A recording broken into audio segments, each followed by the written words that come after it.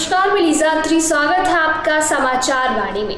वक्फ bill का UP में क्या असर पड़ेगा? दावा ये है कि 57,000 से ज्यादा संपत्तियां सरकारी, मुसलमानों को डर कहीं सरकार अपने कब्जे में न ले ले। वक्फ बिल संसद में पास हो गया। इस बिल से वक्फ को होने वाले नुकसान और फायदे पर मुसलमानों में चर्चा है। सबसे ज्यादा चर्चा यूपी की वक्फ संपत्तियों को लेकर है। यूपी हाई अलर्ट पर है। 75 जिलों में सुरक्षा व्यवस्था बढ़ा दी गई है। पुलिस की छुट्टियां रद्द कर दी गई हैं। संवेदनशील इलाकों में जवान फ्लैग मार्च कर रहे हैं।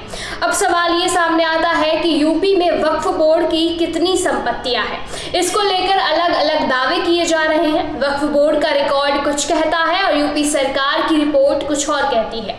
उत्तर प्रदेश में 2 वक्फ बोर्ड हैं, एक सुन्नी वक्फ बोर्ड और दूसरा सिया वक्फ बोर्ड। देश में सबसे ज्यादा वक्फ बोर्ड की संपत्तियां यूपी में है। दोनों बोर्ड की यूपी 1,32,000 से ज्यादा संपत्तियां हैं।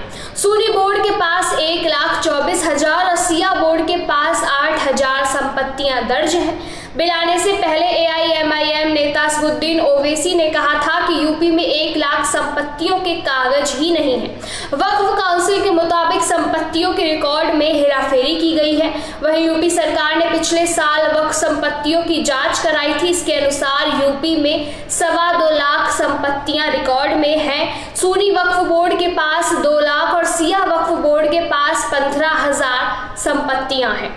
उदाहरण के तौर पर वक्फ बोर्ड के रिकॉर्ड में महोबा में एक भी संपत्ति नहीं है। वहीं सोनभद्र में सिर्फ 1 संपत्ति दर्ज है, जबकि सरकार की रिपोर्ट में महोबा में 245 और सोनभद्र में 171 संपत्तियां दर्ज हैं। अब दूसरा सवाल ये सामने आता है कि यूपी में वक्फ बोर्ड ने कितनी सरकारी संपत्ति पर कब्जा किया। वक्फ संशोधन विधेयक पर सुझाव लेने के लिए JPC बनाई गई थी। ये एक बैठक थी जो लखनऊ में हुई।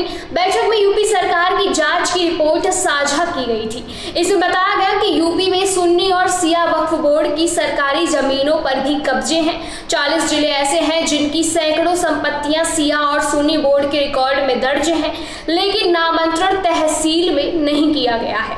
ऐसे ही अपडेट्स जानने के लिए जुड़े रहिए हमारे साथ।